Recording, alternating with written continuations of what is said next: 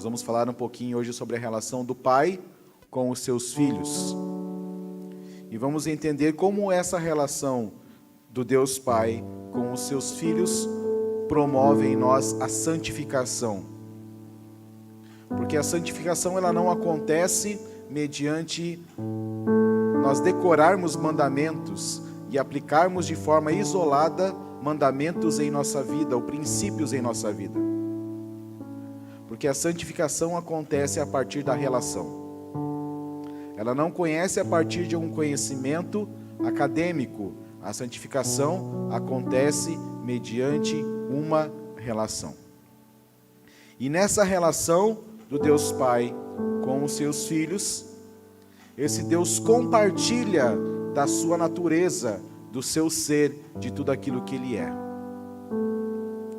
E Levítico capítulo 19, versículo 2, diz assim: Moisés, diga à comunidade dos israelitas: vocês serão santos, porque eu, o Senhor, vosso Deus, sou santo. Então nós vemos um Deus que está se apresentando como alguém santo. E Ele está dizendo para os seus filhos, para a comunidade que estava reunida em torno dele, que eles também seriam santos. E nós ouvimos o pastor Darlan nos ensinando no domingo passado a respeito do processo da santificação que nos torna semelhantes a Jesus. E eu queria aprofundar um pouco mais isso com vocês hoje, entendendo como a santificação não se resume a nós.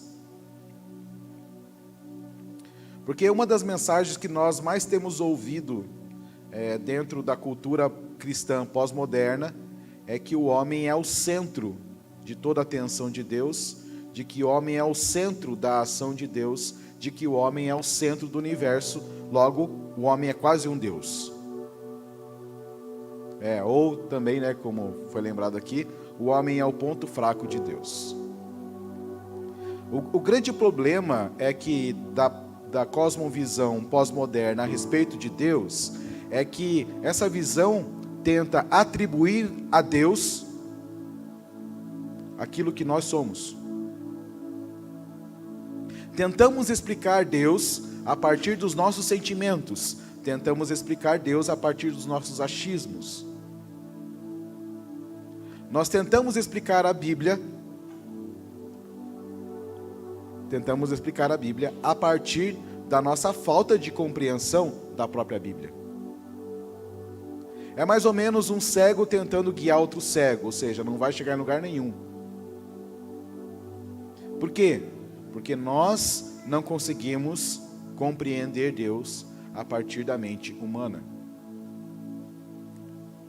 E a santificação, ela acontece do mesmo processo. Porque nós vamos ver que na história existiam os fariseus. E os fariseus, eles tinham uma perspectiva sobre eles que era falsa. Porque eles se julgavam santos, porque eles estavam separados de uma vida profana, de uma vida comum, de uma vida mundana. Nós tínhamos os zelotes, que eles se ausentavam da cidade e se reuniam no espaço onde apenas os zelotes se reuniam, porque eles eram mais especiais, porque eram santos. Nós tínhamos uma comunidade profética dos essênios, que eles se reuniam e habitavam nas cavernas e nas montanhas, porque eles não queriam se misturar com as pessoas, porque eles eram santos. Mas o paradoxo é que aquele que era santo habitava entre os pecadores. Se assentava para comer com os publicanos, se assentava para conversar com as pessoas mais terríveis do seu tempo. E todas as vezes que este homem, que era santo, que habitava entre os pecadores, se aproximava dos fariseus, toda a debilidade a respeito da justiça, da santidade, do caráter de Deus, naqueles homens ficavam expostas. Toda a imagem de santidade que eles construíam se desmoronava todas as vezes que Cristo se apresentava para eles. Porque Ele era santo. E essa santidade, que ela é um resultado desta relação do nosso Pai com os seus filhos, é a chave da nossa vida cristã, é a chave de tudo aquilo que nós vamos desenvolver, de tudo aquilo que podemos construir, do tipo de família que vamos estabelecer, do tipo de pais que nos tornaremos, do tipo de mães que nos tornaremos, do tipo de profissionais que nós nos tornaremos. Porque é como se nós tentássemos nos tornar santos a partir das coisas corretas que nós fazemos. E isso chama-se o fardo da religiosidade. Porque a religiosidade está sempre pautada naquilo que o homem precisa fazer para Deus, naquilo que o homem precisa edificar para Deus, no tipo de igreja que nós queremos construir. E se há um tipo de igreja que faz sentido para você, essa igreja tem a ver com você e não com o Cristo. É a igreja do seu ídolo que você está cultivando no seu coração, não tem a ver com a igreja do Cristo, porque a igreja de Cristo é edificada por Ele mesmo. Quando nós nos propomos a edificar uma igreja, nós estamos edificando uma igreja que leva o nosso nome, que é do nosso tamanho, que é cheia de aparência como nós somos, mas a igreja de Cristo possui a imagem e a sua semelhança, possui o seu caráter, possui as suas características, possui a sua vida, possui o seu poder, possui a sua autoridade. Não é uma igreja onde nós vamos, mas é uma igreja onde nós somos inseridos por Ele mesmo. É uma igreja onde Ele nos posiciona, onde nascemos para estar. É uma igreja onde nós nos tornamos cooperadores daquilo que Ele está fazendo e daquilo que Ele está desenvolvendo. Por isso a santidade, ela é resultado do tipo de relação que Deus está desenvolvendo conosco. Por isso a santidade, ela acontece na vida daqueles que creem. A santidade não acontece no ímpio.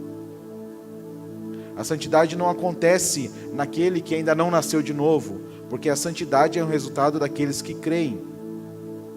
E a crença não tem a ver com eu acredito que Deus existe. Ok, nós ouvimos o pastor Dalan falando domingo passado que até os demônios sabem disso. Então isso não é uma novidade. Mas a questão é se você está na presença deste Deus que está a todo momento revelando a sua grandeza e ao mesmo tempo trazendo cura sobre as nossas debilidades, perdoando os nossos pecados, removendo nossas transgressões, está desenvolvendo o caráter de Cristo em nosso interior. Esse é o processo da santidade. Então a santidade ela vai ocorrendo nessa medida em que uma comunidade de fé compreende esse Deus Santo. E eu gosto muito de pensar na figura do profeta Isaías, quando eu penso nisso, porque o profeta Isaías, do capítulo 1 de Isaías até o capítulo 5 de Isaías, ele era um homem que estava ouvindo Deus, era um homem que estava recebendo mensagens a respeito de Deus, era um homem profético que estava no seu exercício do seu ofício profético. Mas existe um momento do encontro.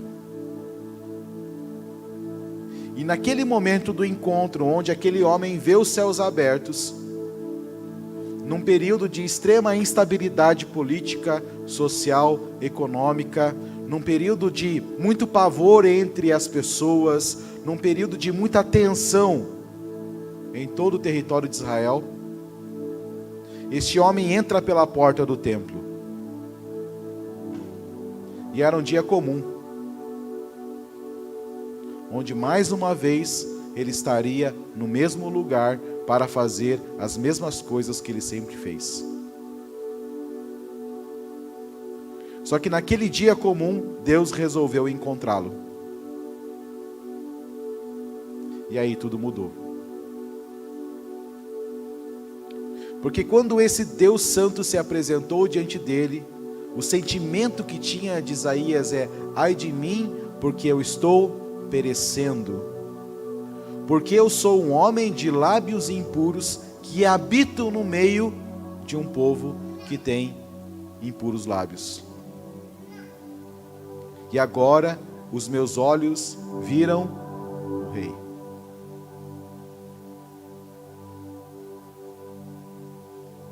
E eu acho que nós precisamos passar por um profundo arrependimento.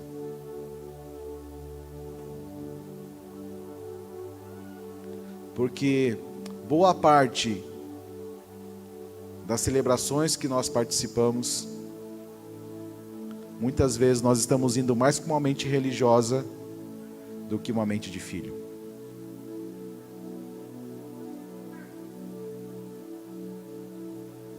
Nós estamos indo mais cheio de pressupostos em nossa cabeça do que tem que acontecer, de como tem que ser, do que tem que ser cantado, de como tem que acontecer, porque fulano veio, porque fulano não veio. Nós vamos tão cheios de pressupostos que, sem perceber, nós entramos e saímos da mesma maneira.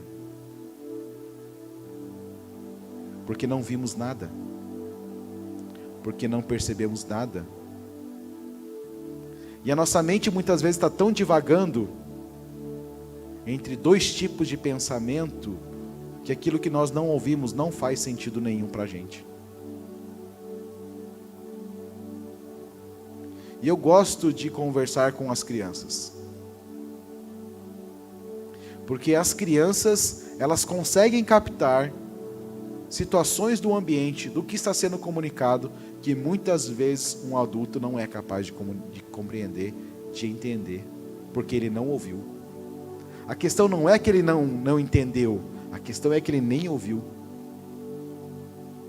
Porque o ouvido pode ter captado o som, mas a mente estava em outro lugar. Mas quando Deus vai ao encontro de Isaías, os olhos de Isaías, toda a atenção de Isaías, todo o seu corpo, toda a sua alma, todo o seu espírito é cativado por aquilo que ele estava vendo. Ele não conseguia ver outra coisa, mas ele viu um trono, ele viu um ambiente, ele viu uma movimentação, ele escutou uma canção. É isso que acontece quando nós nos apresentamos diante de Deus como filhos. Porque quando os filhos se apresentam diante do Pai, tudo que o Pai quer é trazer os filhos para mais perto. E quanto mais perto nós nos aproximamos, mais nós vemos. Quanto mais vemos, mais cativados nos tornamos. Quanto mais vemos, mais reconhecemos a grandeza, a soberania, o esplendor desse Deus que servimos. Quanto mais o vemos, mais enxergamos as nossas debilidades.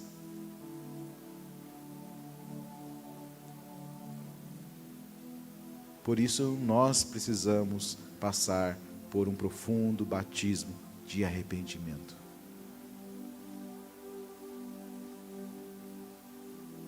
Porque sem percebermos, a maneira que temos conduzido a nossa vida cristã, ela é muito mais pós-moderna do que cristã. Podemos não dizer, podemos refutar a ideia de que somos o ponto fraco de Deus, mas podemos estar vivendo dessa maneira.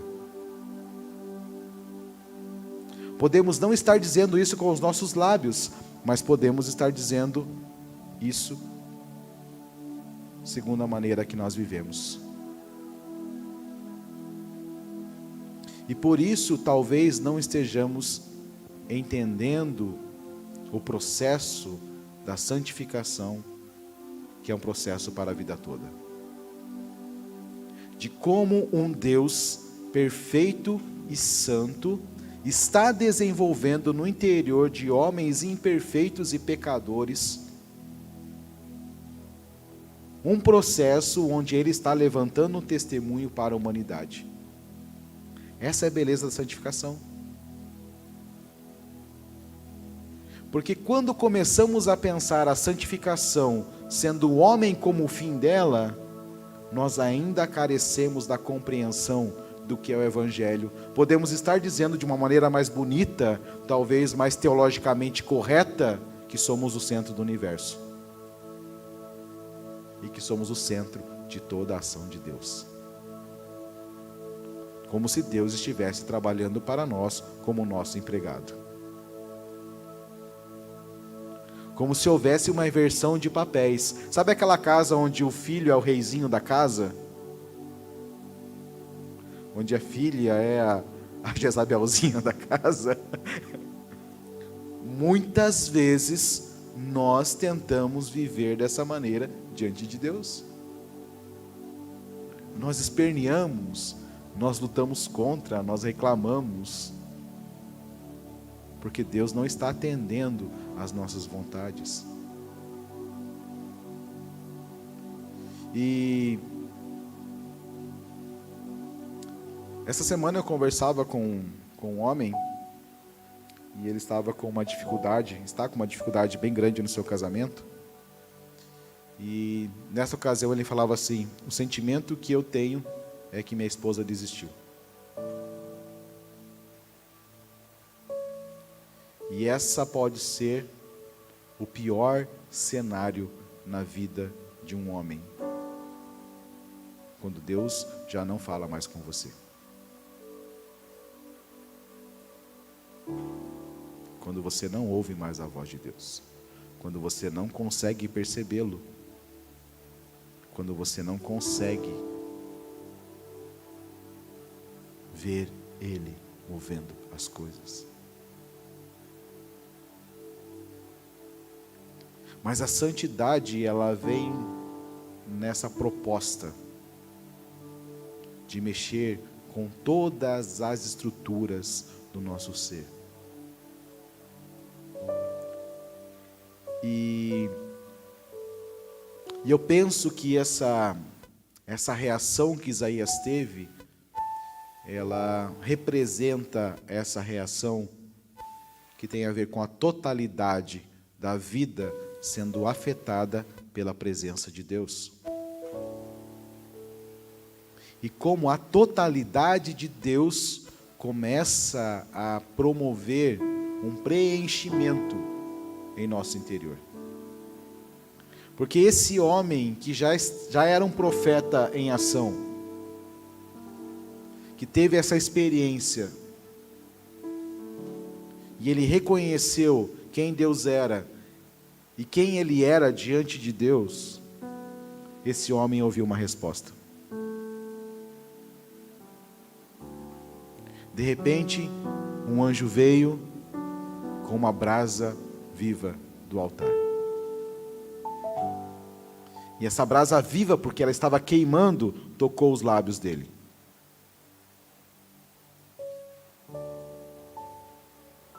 A santificação tem a ver com essa operação do Espírito em nosso interior,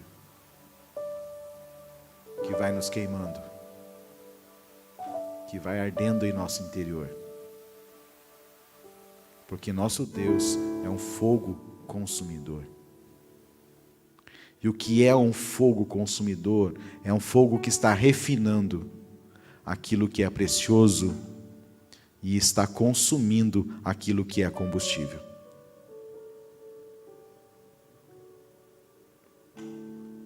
A questão é que a santificação vai revelar o que de fato há dentro de nós. A santificação vai expor a santidade que acreditamos ter e não temos. A santificação vai expor o entendimento de Deus que achamos ter e não temos. Ela vai expor o quanto nós dizemos que amamos de palavras, mas não amamos de fato. O quanto nós amamos mais a nós mesmos do que ao próximo. Ontem nós estávamos indo no chá de bebê da Isabel, né? E nós estávamos andando pela linha verde e de repente olhei uma família. Eu acho que eles eram venezuelanos, acredito.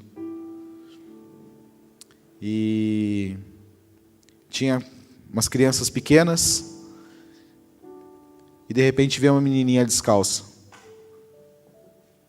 E ela chegou assim do lado do carro e falou assim: tio, você tem um trocadinho?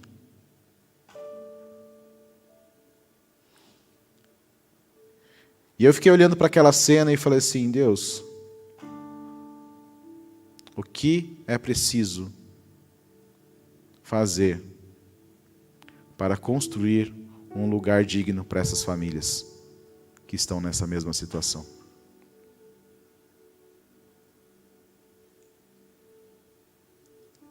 E durante esse caminho, isso estava na minha cabeça. O que eu preciso fazer? O que eu preciso fazer? O que eu preciso fazer? E eu falava assim: eu quero fazer, mas eu não tenho condições de fazer. Eu quero fazer, mas não tenho recursos para fazer. E dentro de mim é como se eu visse: diante de quem você está?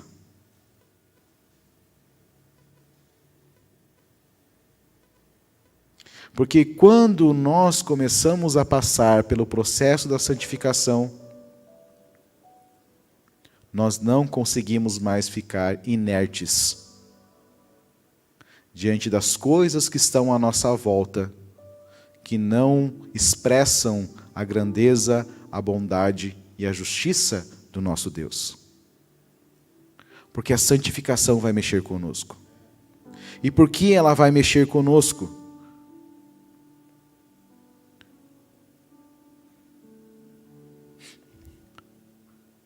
Vamos ver Êxodo capítulo 29, versículo 42 ao versículo 44.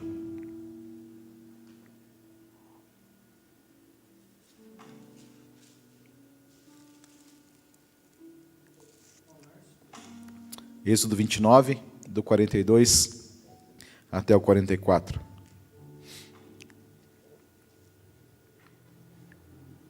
E pode deixar aberto também em João, capítulo 17, do versículo 17 ao 19.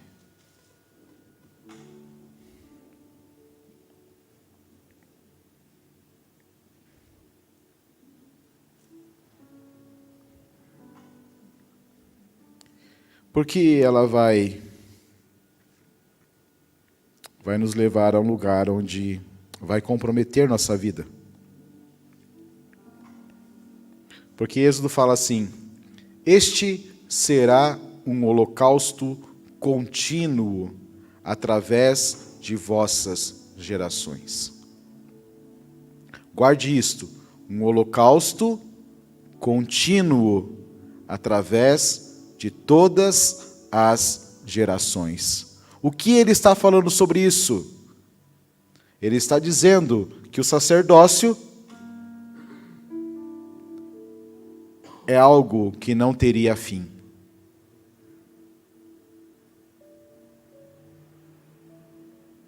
Deveria ser algo contínuo, todos os dias. Aquele povo tinha que comparecer diante de Deus, todos os dias. Todos os dias. E não era cada um na sua casa.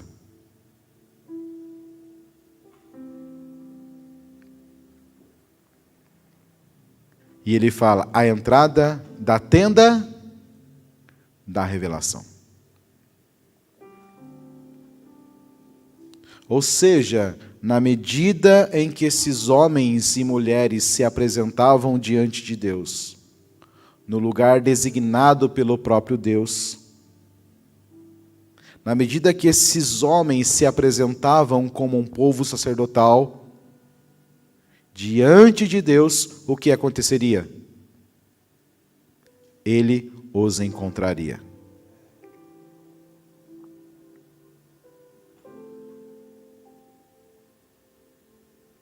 O problema é que talvez a gente não tenha mais nós perdemos essa consciência. E aí o estar no culto ou não estar no culto é indiferente, porque perdemos a consciência diante de quem estamos. E quem está se propondo a se encontrar conosco, não é nós que encontramos Deus. É Ele que vem ao nosso encontro. E Ele fala, eu vos encontrarei para falar com vocês. Virei aos israelitas ali, e a tenda será santificada pela minha glória. Também santificarei a tenda da revelação, santificarei o altar, vou consagrar Arão e seus filhos, vou santificá-los para que me sirvam como sacerdotes.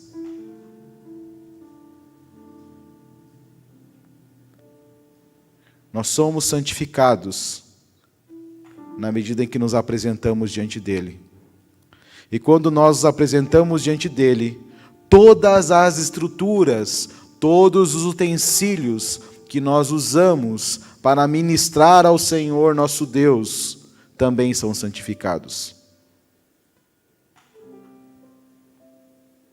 Essa é a presença de Deus,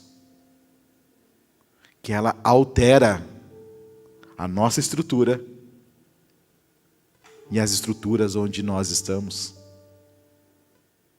As estruturas que nós erigimos, no qual nós desenvolvemos o nosso sacerdócio, as estruturas onde as famílias se reúnem, se congregam em torno do Senhor, as estruturas onde os filhos são instruídos, elas são santificadas pela presença. E olha só que interessante o que João capítulo 17, versículo 17, vai nos dizer. Pai, santifica-os na tua verdade. A tua palavra é a verdade. Assim como tu me enviaste ao mundo, também eu os enviei ao mundo. E por eles me santifico a mim mesmo, para que também eles sejam santificados na verdade. Quanto mais Cristo se apresentava diante do Pai, mais capacidade ele tinha para influenciar a vida dos seus discípulos, para que por meio da gloriosa presença de Deus, do qual Cristo era o próprio representante, Paulo escreve aos Colossenses dizendo que em Cristo habitava corporalmente a plenitude de Deus. Quando Filipe pergunta, Jesus nos mostra o Pai, Jesus fala, eu estou há tanto tempo com vocês, e você está pedindo para que eu veja o Pai? Para que eu mostre o Pai? Olhe para mim. E você vai ver o Pai. Cristo, pela maneira que vivia, estava promovendo aos discípulos um caminho de santificação. Não é o Hudson que vai santificar a Raisa, mas a maneira que o Hudson vive em resposta à palavra de Deus vai santificar a sua esposa. Não somos nós pais que santificamos os nossos filhos, mas a maneira que nós vivemos proporciona aos nossos filhos uma condição de ver Deus, de se relacionar com Deus e ser santificado por Ele. Não há como nós vivenciarmos a experiência da santificação se nós não estivermos ministrando diante do Senhor.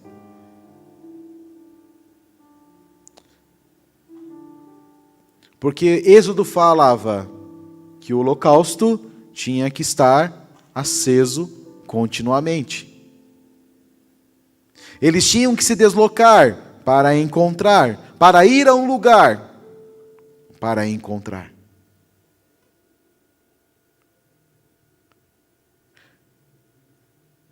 Não era o tabernáculo que era santo, não era o prédio que era santo, mas o Deus Santo que lá se apresentava, tornava aquele lugar santo.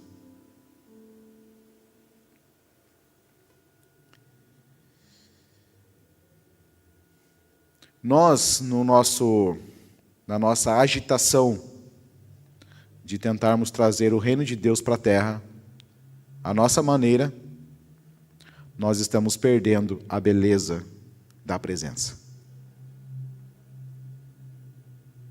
Porque nós estamos tão agitados para fazer as coisas, para que as coisas aconteçam, para realizar coisas. E sem nós percebermos, nós estamos apenas reproduzindo o mesmo estilo de vida da sociedade contemporânea. Homens que estão agitados, correndo de um lado para o outro. Correndo de um lado para o outro. E estão perdendo a beleza. Estão perdendo o brilho. Estão vazios. Estão em estados depressivos. Estão em estados emocionais terríveis. Porque de alguma maneira estão tentando fazer algo. Estão tentando fazer algo. E quanto mais tentamos fazer algo, mais vazios nós nos encontramos. Porque a presença não está. E a presença não está porque nós não estamos no lugar da revelação. E nós não estamos no lugar da revelação porque nós não estamos nos apresentando diante dele. E não estamos nos apresentando diante dele porque nós temos uma natureza sacerdotal, mas escolhemos não desenvolver essa natureza sacerdotal. Porque quando nós assumimos a nossa natureza sacerdotal, nós perdemos a vida que nós queremos ter. O ideal de vida que nós imaginamos, as coisas que nós idealizamos, elas se desmoronam, elas não se sustentam. E aí nós queremos trazer a presença pelas coisas que fazemos. Mas a presença vem na medida em que aquilo que nos foi ordenado como sacerdotes está sendo desenvolvido. Neste lugar onde eles encontram, eles ouvem. Por que nós não ouvimos a palavra? Por que nós não entendemos a palavra? Porque nós estamos tentando entender a palavra a partir dos nossos pressupostos, daquilo que faz sentido para mim. Eu estou tentando resumir a palavra àquilo que eu acho que tem que ser. Estou tentando pegar um Deus que criou todo o universo e tentando colocar ele no meu mundo. Para que ele sustente o meu mundo. E eu deixo de contemplar o mundo de Deus, que é muito maior do que o meu mundo. Só que no meu mundo, eu acho que eu tenho controle sobre ele. Quem gosta de Marvel, tenta assistir a WandaVision. O Hudson falou que já assistiu. O que ela estava tentando fazer durante toda a série?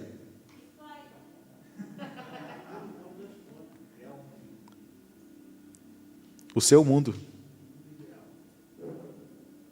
E o quanto ela tem que se esforçar para sustentar aquele mundo.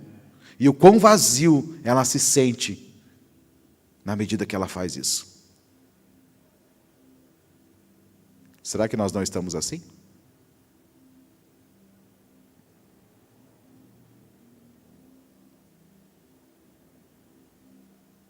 Será que nós não estamos nos apropriando da nossa vida como se de fato ela fosse nossa? Do nosso tempo como se de fato fosse nosso? E essa semana eu fui profundamente tocado pela vida de Jó.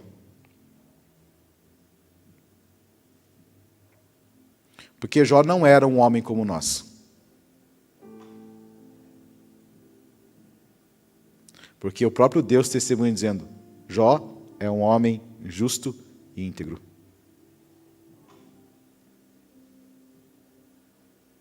Mas lá no capítulo 42, esse homem justo e íntegro, ele se rende e fala assim: antes eu te conhecia de ouvir falar.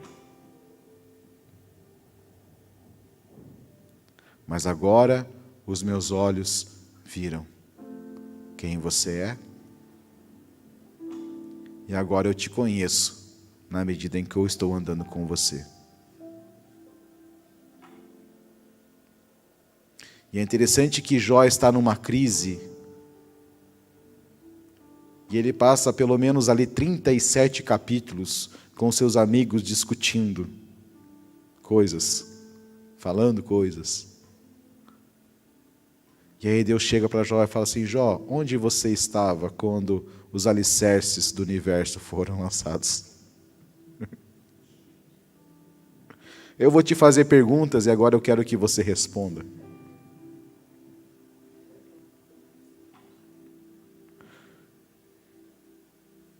E eu fiquei olhando para aquilo e falei assim: Pai, o quão distante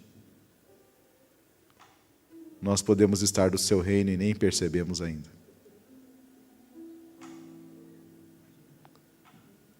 O quão racionais nós estamos sendo, o quão humanistas, materialistas, animistas, ateístas podemos estar sendo. O quanto muitas vezes nós afirmamos que nós te conhecemos, quando de fato, quando nós nos reunimos, mostra o quanto nós não te conhecemos.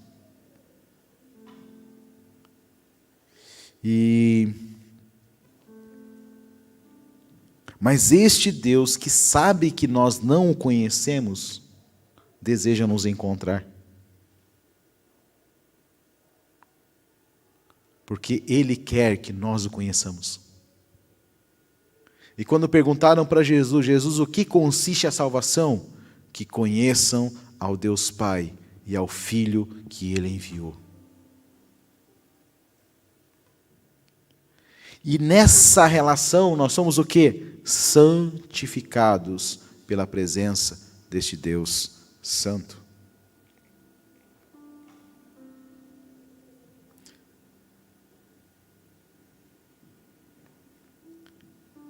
Então, é o interesse do próprio Deus que o seu povo seja santificado. E Cristo, segundo Efésios capítulo 5, versículo 27, Ele está trabalhando para apresentar a igreja a si mesmo como gloriosa, sem mancha, nem ruga, nem qualquer coisa semelhante, mas santa e irrepreensível.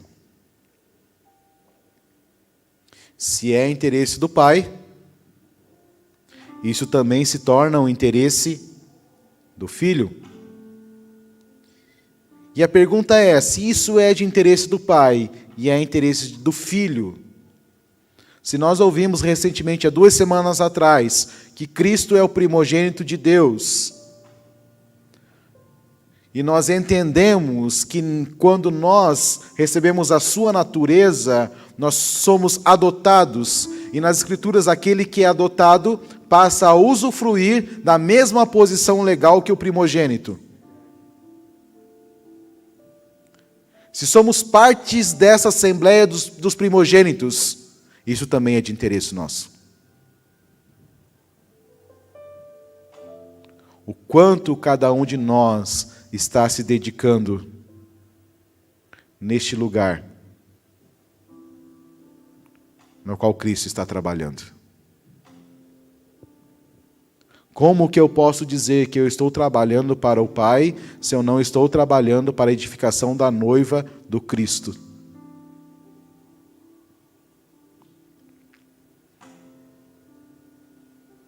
E esse Pai, então, santifica os seus filhos, para que seus filhos santifiquem o seu nome. Vamos ler lá Mateus. Antes de Mateus, Êxodo, continua lá em Êxodo 29, do versículo 45 ao versículo 46, e depois Malaquias capítulo 1, versículo 10.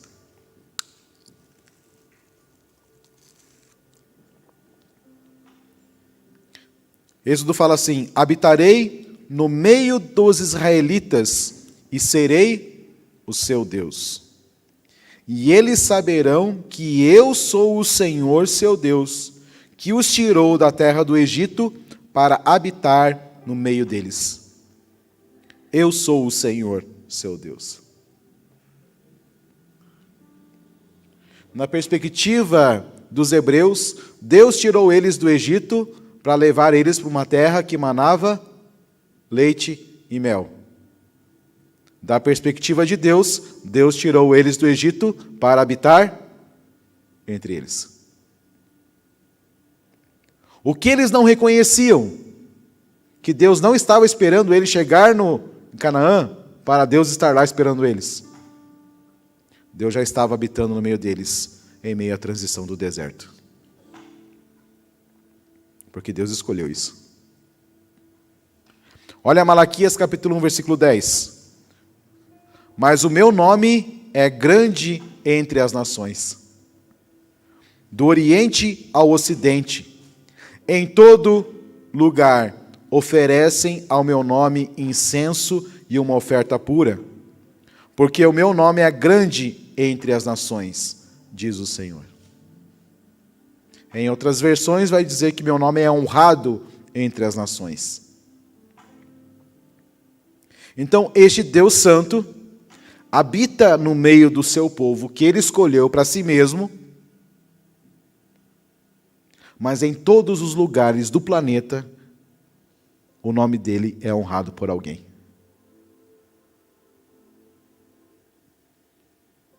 Não há nenhum lugar onde o nome dele não está sendo invocado.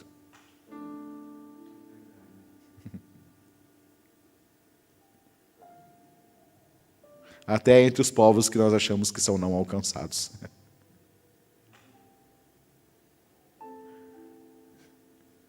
Porque o nosso Deus é grande.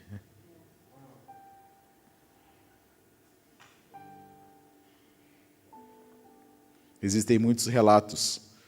Tem um livro bem famoso, que agora me fugiu o nome, acho que é o Fator Melquisedeque, que fala de missionários que chegaram a uma determinada localidade e quando eles foram falar de Cristo, aqueles homens já sabiam quem era Cristo. Porque o próprio Cristo tinha aparecido para eles.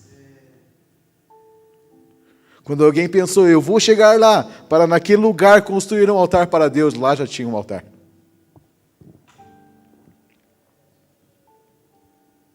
E olha só a oração do Pai Nosso. Mateus capítulo 6, versículo 9.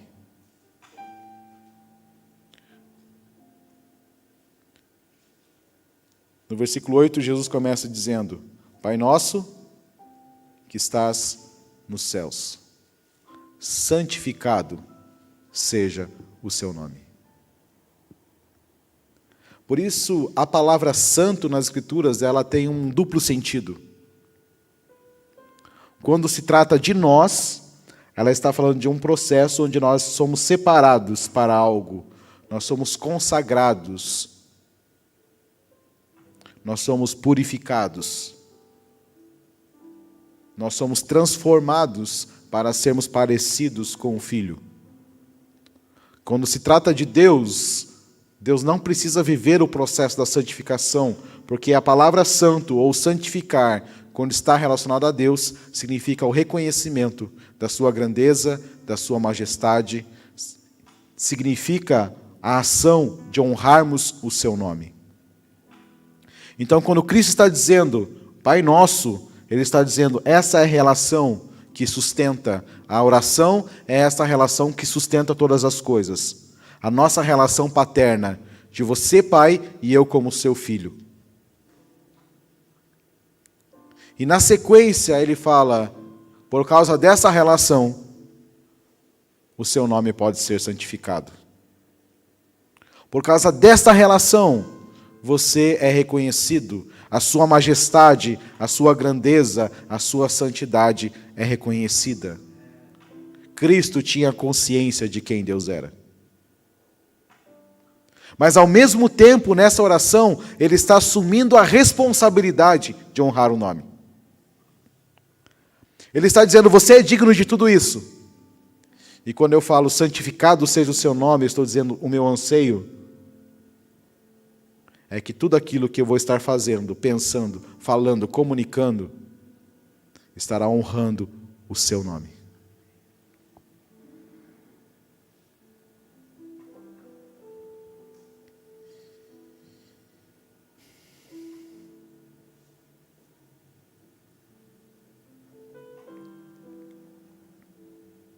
Martin Lloyd-Jones, ele tem um livro chamado Sermão do Monte.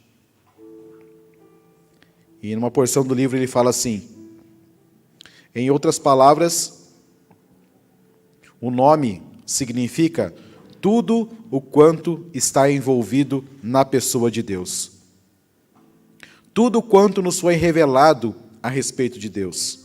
Significa Deus em todos os seus atributos. Deus em tudo quanto Ele é em si mesmo. Deus em tudo quanto Ele tem realizado e continua realizando em nossos dias. Só isso o nome quer dizer. Não é o nome Deus? Como se fosse só a identidade. Mas quando ele fala, santificado seja o seu nome, não é apenas uma palavra que o nomeia, mas é uma palavra que representa tudo aquilo que ele é. E esse Cristo, então, ele está assumindo esse compromisso, dizendo, essa é a principal ocupação da minha vida, fazer o seu nome ser santificado entre os homens. Qual é a nossa principal ocupação? Toda a sua vida, quando você vai destrinchá-la, no que ela se resume?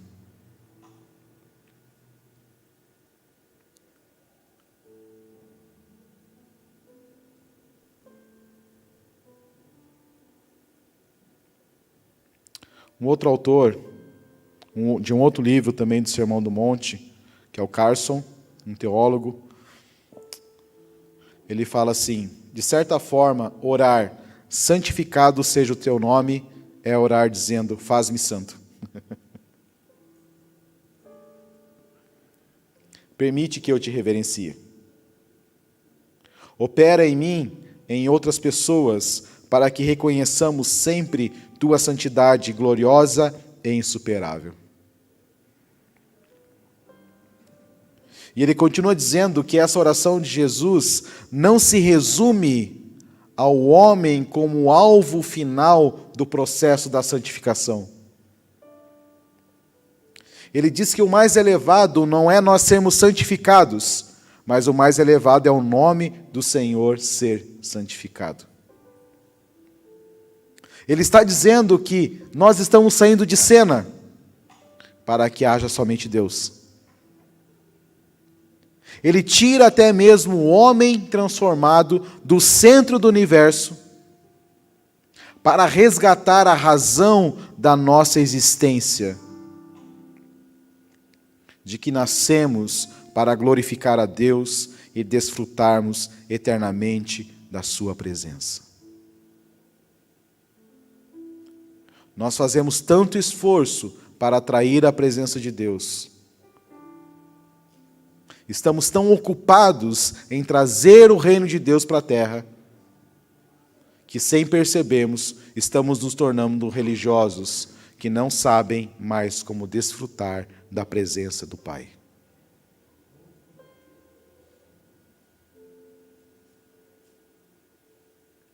E por isso somos tristes. Por isso temos profunda tristeza em nossa alma. Porque nós não sabemos mais como desfrutar da presença. Porque Paulo escreve dizendo que o reino de Deus não é comida nem bebida, mas é justiça, paz e alegria. Aonde? No Espírito.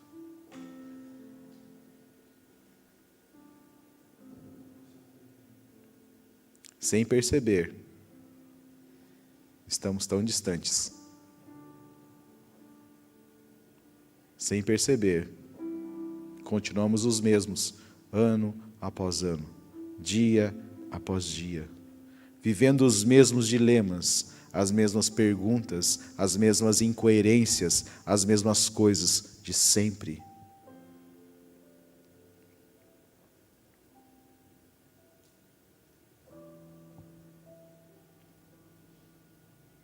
Porque o nome de Deus se tornou comum para nós. E sabe qual é o primeiro mandamento? Não tenha outros deuses além de mim. Não tenha nada mais importante na sua vida. Não tenha outro na sua vida. E o segundo mandamento: não tome o meu nome em vão. Não trate como algo comum o meu nome. Porque o próprio Deus está, neste momento, levantando homens sobre a terra que estão honrando o seu nome. Que estão reverenciando, que não estão tratando como comum aquilo que é santo.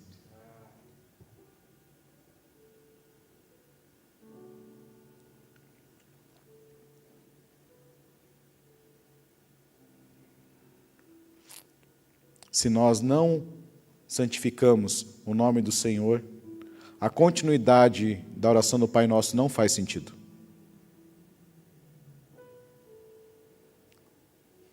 Porque como que o reino vai vir? Vai ser na terra como é no céu? Se nós, como filhos, não estamos santificando o seu nome.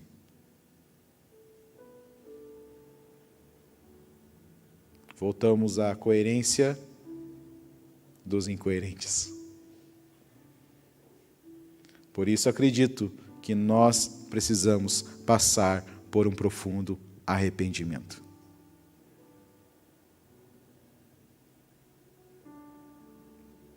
E é interessante porque enquanto nós orávamos no começo, me vinha muito a cena do convite para as bodas, para a festa.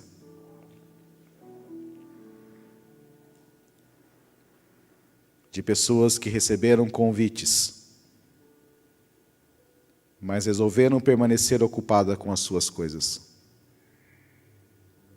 E eu percebi muito claro o Espírito falando comigo: eu estou enviando convites para outros. E para quem estava aqui ou estava em casa, não sabe o que aconteceu lá atrás, quando eu fui tomar água. Um morador de rua entrou por aquela porta. Na hora o Espírito testificou comigo: eu não te falei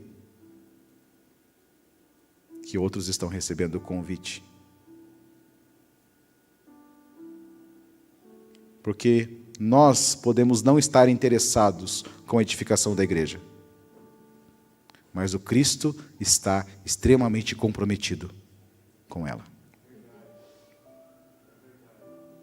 Agora é questão se eu e você queremos vivenciar o processo da santificação para nos tornarmos pessoas que santificam o seu nome.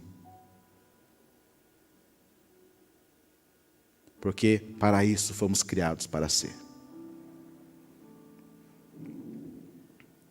E eu gostaria de propor uma ação prática para todos nós essa semana.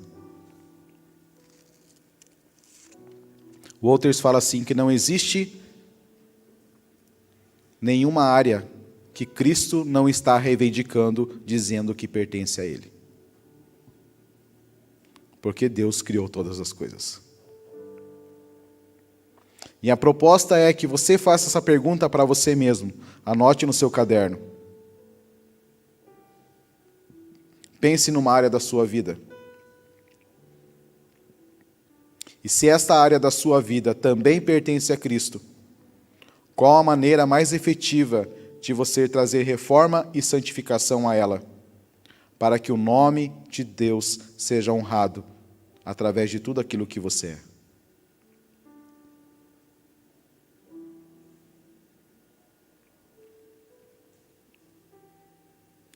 E a segunda proposta prática: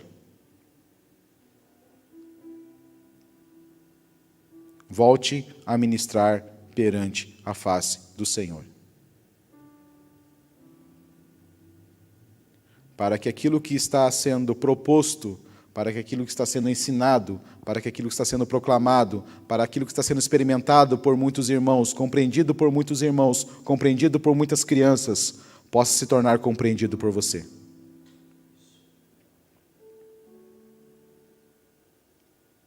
Volte a ministrar perante a presença. Volte a dedicar tempo para contemplar e ser transformado pela glória do Senhor.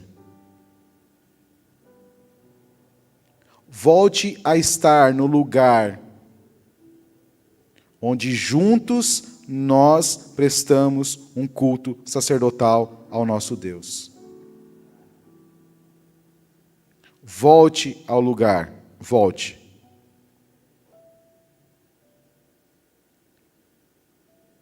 Porque somos uma casa sacerdotal.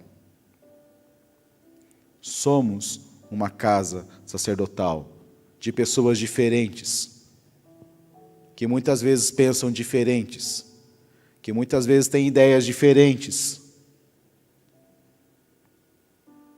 Mas quanto mais próximos nós estamos, menos essas diferenças nos separam. Elas vão se tornando cada vez mais secundárias. Porque é a presença de Deus que traz sentido.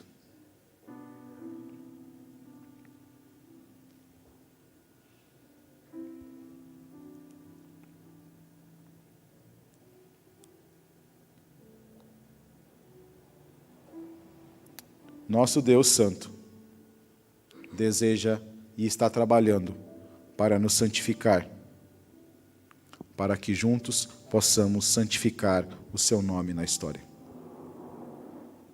Para que juntos possamos santificar o seu nome entre os homens. Para que juntos, quando nos reunirmos, não somos nós que vamos atrair a presença, mas vamos estar preparando o ambiente para que Ele nos encontre. Ele está procurando. Jesus falou, os olhos do Pai estão percorrendo toda a terra, procurando um tipo de gente que o adora em espírito e em verdade.